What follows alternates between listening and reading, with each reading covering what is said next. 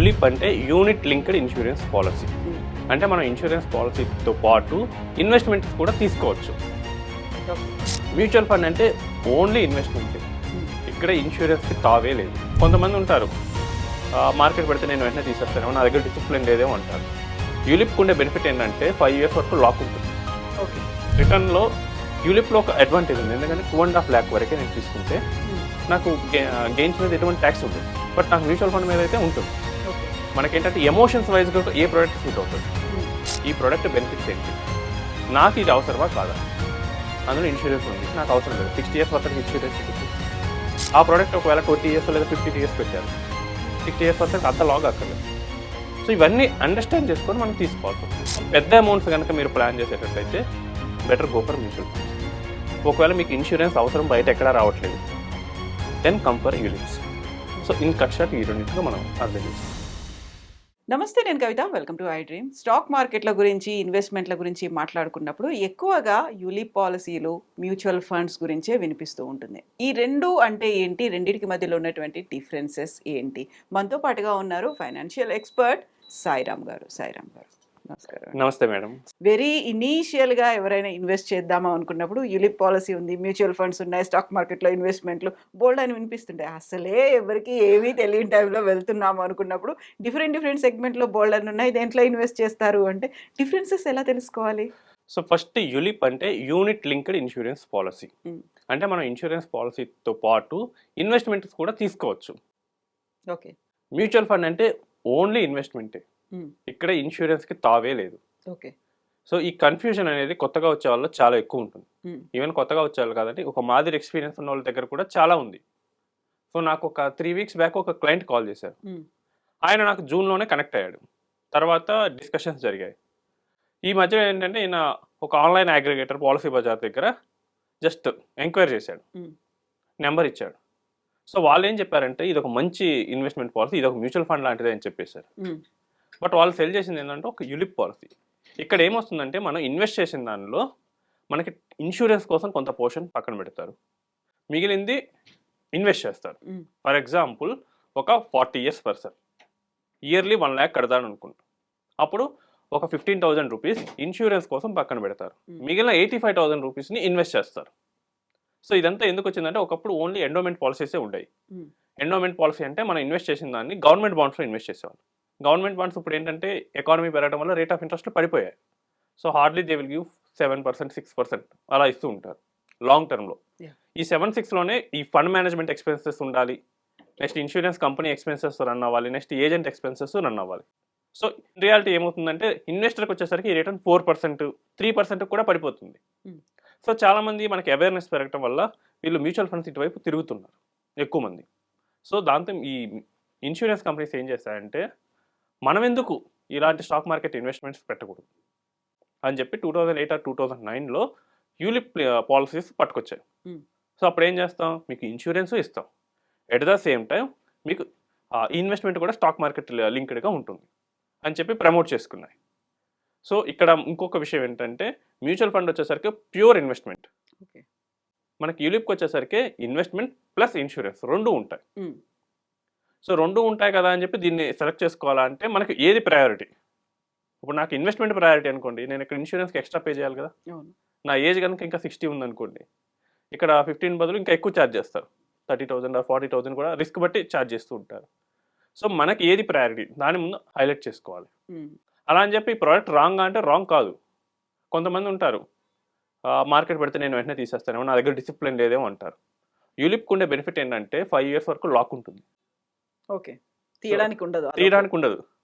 So మనం ఎప్పటి నుంచో చెప్పుకునేది ఏంటంటే ఇన్వెస్టర్ కనుక ఎక్కువ కాలం ఉంచితే మనీ వస్తుంది. సో ఇక్కడ 5 ఏళ్ళ పాటు లాక్ చేస్తే ఆటోమేటిక్గా మనీ జనరేట్ అవుతుంది. సో ఎవరికైతే ఆ డిసిప్లిన్ లేదనుకుంటున్నారో వాళ్ళు పెట్టుకోవచ్చు. ఓకే. వాళ్ళకి బెనిఫిట్ మళ్ళీ ఇన్సూరెన్స్ కూడా వస్తుంది, ఇన్వెస్ట్మెంట్ ఉంటుంది. బట్ ఇన్వెస్టర్స్కి ఎవరైతే ఫుల్ కాన్షియస్ ఉంది, నేను తీయను అన్న క్లారిటీ ఉంటే కనుక వాళ్ళు కన్సిడర్ చేయాల్సి వస్తుంది. మనకి ఇన్వెస్ట్మెంట్ వైపు వెళ్ళాలా, మ్యూచువల్ ఫండ్స్ ప్యూర్, లేదా యూలిప్కి వెళ్ళాలా. అండ్ ఇంకోటి ఏంటంటే ఈ యూలిప్ పాలసీస్కి వచ్చేసరికి 2.5 lakh వరకు ఇయర్లీ ప్రీమియం 2.5 lakh వరకు పే చేస్తుంటే ఆ వచ్చే గెయిన్స్ మీద ఎటువంటి ట్యాక్స్ ఉండదు. ఓకే. బట్ మ్యూచువల్ ఫండ్లో అలా కాదు, మనకి మ్యూచువల్ ఫండ్లో క్యాపిటల్ గెయిన్ ట్యాక్స్ ఉంటుంది. ఇప్పుడు ఎవరైతే పెద్ద అమౌంట్స్ ఇన్వెస్ట్ చేయాలనుకుంటున్నారు ఇయర్లీ, సో మా దగ్గరికి ఎన్ఆర్ఐలు వస్తుంటారు, and software employees both wife and husband working వాళ్ళు వస్తుంటారు. వాళ్ళు చాలామంది ఏంటంటే మంత్లీ 2 lakhs అండ్ అబౌవ్ చాలామంది పెట్టగలరు. సో అప్పుడు ఇక్కడ మనకేంటంటే రిటర్న్లో యూలిప్లో ఒక అడ్వాంటేజ్ ఉంది. ఎందుకంటే 2.5 lakh వరకే నేను తీసుకుంటే నాకు గెయిన్స్ మీద ఎటువంటి ట్యాక్స్ ఉండదు. బట్ నాకు మ్యూచువల్ ఫండ్ మీద అయితే ఉంటుంది. ఓకే. సో అప్పుడు నేను ఏం చేస్తాను, ఒక ఇయర్లీ ఒకవేళ 30 lakhs 40 lakhs ఇన్వెస్ట్ చేసేవాలంటే ఒక 2.5 lakhs తీసి యూలిప్లో పెడతాం, మిగతాది మ్యూచువల్ ఫండ్లో పెడతాం. ఎందుకంటే నేను అక్కడ మహా అయితే 10-15 వేలు ఫీ పే చేసినా కానీ ఇన్ రియాలిటీ నాకు లాంగ్ టర్మ్లో ట్యాక్స్ ఉండదు. సో ఆ ప్రోడక్ట్ మనకి ఏ విధంగా సూట్ అవుతుంది దాన్ని మనం అర్థం చేసుకోవాలి. అండ్ వెల్త్ మేనేజ్మెంట్ పర్స్పెక్టివ్లో మనకి బెటర్ రిటర్న్ ఎలా తీసుకురావాలి దాన్ని ఐడెంటిఫై చేయాలి. అండ్ మనకేంటంటే ఎమోషన్స్ వైజ్గా ఏ ప్రోడక్ట్ సూట్ అవుతుంది. కొంతమంది ఎమోషన్స్ వైజ్గా కంట్రోల్ చేసుకోలేని వాళ్ళకి ఆప్షన్ లేదు, బట్ కంట్రోల్ చేసుకుంటా అన్న వాళ్ళకి ఒకటి సూట్ అవుతుంది. సో కొంతమందికి టర్మ్ ఇన్సూరెన్స్ ఇవ్వలేము. సో నాకు ఒక కేసు వచ్చేసింది, ఇది 1 year back. So the person is 23 years, he got pancreatitis. So అప్పుడు అన్కంట్రోల్డ్ షుగర్ ఉంటుంది బాడీలో, early diabetes. It's two risk. నీకు 20sలోనే వచ్చిందంటే నేను 60-70 వరకు నేను ఎలా ఇస్తాను అంటారు. But he's earning good decent money, ఈ వైలో వర్క్ చేస్తుంటారు. సో ఇప్పుడు మనం ఏం చేసామంటే యూలిప్ పాలసీ పెట్టాం ఒక 30 years వరకు పెట్టి 1 crore పాలసీ సమ్ ఇన్సూర్డ్ కోసం తీసేసుకున్నాం. ఓకే. సో యూలిప్ పాలసీ కాబట్టి 30 years కడతారు కాబట్టి అక్కడ రిస్క్ కవరేజ్ వచ్చింది. అదే నేను ప్యూర్ టర్మ్ పెడితే రాదు. సో ఎవరైతే ఇష్యూస్ ఉన్నాయో వాళ్ళకి ఇన్సూరెన్స్ కవర్ డైరెక్ట్గా రిస్క్ పాలసీస్ ఇవ్వనప్పుడు ఇలాంటి వే ద్వారా కూడా వెళ్ళొచ్చు. ఇప్పుడు సెపరేట్గా ఇన్సూరెన్స్ పాలసీలు తీసుకునే బదులు యూలిప్ పాలసీ కూడా తీసుకుంటే అది బెనిఫిట్ అవుతుంది. ఒకవేళ ఉన్న వాళ్ళు ఎవరైనా ఆల్రెడీ ఇన్సూరెన్స్ ఉంది అనుకున్నప్పుడు ఏం చేస్తారు? ఇన్సూరెన్స్ ఆల్రెడీ ఉంది అంటే ఇక మీ ప్రయారిటీ ఇన్వెస్ట్మెంట్ అవుతుంది కదా, అప్పుడు ఇక్కడ యూలిప్ పాలసీ మనకి సూట్ అవుతుంది. ఓకే. నేను ఎప్పుడు నాకు ఇయర్లీ 30 lakhs 40 lakhs ఆ లెవెల్లో పెడతానంటే తప్ప నార్మల్ కేసెస్లో యూలిప్స్ అనేవి సూట్ అవ్వవు. ఎందుకంటే మనకు ఆల్రెడీ ఇన్సూరెన్స్ ఉంది, మళ్ళీ అక్కడ ఎక్కువ పే చేయాల్సి వస్తుంది. అండ్ ఈ ఎక్కువ కూడా ఎవరు పే చేస్తుంటారంటే నా ఎక్స్పీరియన్స్లో తెలిసింది ఏంటంటే రిటైర్డ్ వాళ్ళ దగ్గర నుంచి ఎక్కువ తీస్తారు. ఓకే. 50 and above ఉంటారు. నేను చూసానంటే ఇయర్లీ 5 lakhs 10 lakhs అలాంటి ప్రీమియమ్స్ కలెక్ట్ చేశారు. బ్యాంకర్స్ మెయిన్గా మనం లాస్ట్ వీడియోలో మాట్లాడుకున్నాం, వాళ్ళకున్న టార్గెట్ వల్ల యూలిప్ పాలసీ సెల్ చేశారు. సో ఇక్కడ ఏంటి ఎవరికి సూట్ అవుతుంది ఈ ప్రోడక్ట్, సో వీటన్నిటిని అండర్స్టాండ్ చేసుకొని మనం డెసిషన్ తీసుకోవాలి. అంతేగాని ప్యూర్గా ఒక ఆన్లైన్ అగ్రిగేటర్ చెప్పారు లేదా బ్యాంకర్ చెప్పారు ఇలాంటివి వద్దు. మనకి అర్థం చేసుకోండి ఈ ప్రోడక్ట్ బెనిఫిట్స్ ఏంటి, నాకు ఇది అవసరమా కాదా, అందులో ఇన్సూరెన్స్ ఉంది నాకు అవసరం లేదు, 60 years పర్సన్కి ఇన్సూరెన్స్ ఎందుకు. అండ్ ఆ ప్రోడక్ట్ ఒకవేళ 20 years లేదా 15 years పెట్టారు, 60 years పర్సన్కి అంత లాగ్ అక్కర్లేదు. సో ఇవన్నీ అండర్స్టాండ్ చేసుకొని మనం తీసుకోవాల్సి వస్తుంది. అదే 30 years పర్సన్ నేను కొంత ట్రై చేస్తా అన్నాడు, నో ప్రాబ్లం ట్రై చేయొచ్చు. బట్ అతనికి కూడా బడ్జెట్ కనుక టైట్ ఉంటే కనుక మళ్ళీ యూలిప్ సూట్ అవ్వదు. ఇక్కడ ఎందుకంటే నేను పెట్టేదే 1 lakh or 2 lakhs అనుకోండి, అందులో 10-20% ఎక్స్ట్రా ఎక్స్పెన్స్ కోసం ఎందుకు. అదేదో ప్యూర్ ఇన్వెస్ట్మెంట్ పెడితే లాంగ్ టర్మ్లో మనకి ఎక్కువ కాంపౌండ్ అవుతుంది కదా. ఈవెన్ 1% రిటర్న్ తేడా కూడా over a period of 15 years మన కోట్లలో తేడా చూపిస్తుంది, 15 and 20 years అబౌవ్. అదే ఇప్పుడు ఇక్కడైతే 10% అండ్ అబౌవ్ ఛార్జెస్ ఉంటాయి. సో దాన్ని బట్టి మనకి ఏది అవసరం దాన్ని బట్టి మనం చూసుకోండి. సో మనకు అవసరం ఏది ఉంది అనే దాంతో పాటుగా రిటర్న్స్ ఎలా ఉన్నాయి, ట్యాక్స్లు ఎలా ఉన్నాయి అనేది కూడా చూస్తుంటారు కదా ఎక్కడైనా ఇన్వెస్ట్ చేస్తున్నప్పుడు. ఆ రిటర్న్స్ వచ్చేసరికి బీయింగ్ ఒకవేళ ఇండెక్స్ కనుక సెలెక్ట్ చేసుకుంటే రెండిట్లో సేమ్ ఉంటాయండి. కాకపోతే ఇక్కడ మా ఇంటర్నల్ ఎక్స్పీరియన్స్గా గమనించింది ఏంటంటే యూలిప్ మేనేజర్లకి ప్రెషర్ ఉండదు. ఓకే. ఇప్పుడు ఒక మ్యూచువల్ ఫండ్ మేనేజర్ ఉన్నారనుకోండి, ఆయన స్కీమ్ కనుక పర్ఫామ్ చేయకపోతే ఇక్కడ నుంచి వేరే కంపెనీకి వెళ్ళిపోతారు. బట్ యూలిప్స్కి ఆ ప్రెషర్ ఉంటుంది, మీరు ఉన్నా లేకపోయినా అక్కడ 5 ఏళ్ళు అయితే ఉండాల్సిందే. సో ప్రెషర్ లేకపోవడం కూడా ఒక రీజన్. యాక్టివ్ మేనేజ్మెంట్ కనుక సెలెక్ట్ చేసుకునేటట్లయితే కనుక యూలిప్స్లో చాలా జాగ్రత్తగా ఉండాలి. ఒకవేళ మీరు ప్యాసివ్ ఏదో ఒక ఇండెక్స్ Nifty 50 కానీ Nifty 500 కానీ Nifty 100 కానీ ఇలాంటి ఇండెక్సెస్ సెలెక్ట్ చేసుకున్నారు అనుకోండి, నో ప్రాబ్లం, అక్కడ ఇక్కడ సేమే వస్తుంది. బట్ ప్యాసివ్ ఫండ్ మేనేజ్మెంట్లోకి వెళ్తే మాత్రం యూలిప్స్ మేనేజర్స్కి ప్రెషర్ ఉండదు. ఎందుకంటే మీరు అరిచి గీ పెట్టిన ఈ కంపెనీ నుంచి వేరే కంపెనీకి వెళ్ళారు, 5 ఏళ్ళు అక్కడే లాకిన్ అయి ఉండాలి. సో ప్రెషర్ లేనప్పుడు ఫండ్ మేనేజర్లు అంత బాగా వర్క్ చేస్తారా? ప్రెషర్ లేనప్పుడు మనమే, టార్గెట్ లేనప్పుడు ప్రెషర్ లేనప్పుడు మనమే సరిగ్గా వర్క్ చేయం.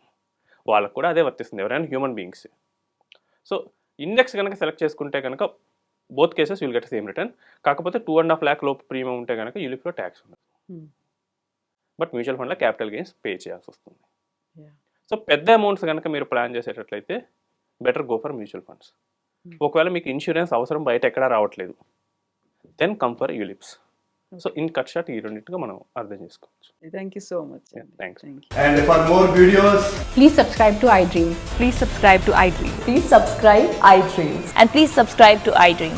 For more videos, subscribe to iDream. please like, share and subscribe to the channel. Congratulations, iDream. Subscribe to iDream. Subscribe to iDream. So subscribe to iDream Media. iDream ki iDream team andarki huge congratulations. Please subscribe iDream Media. Please subscribe to iDream.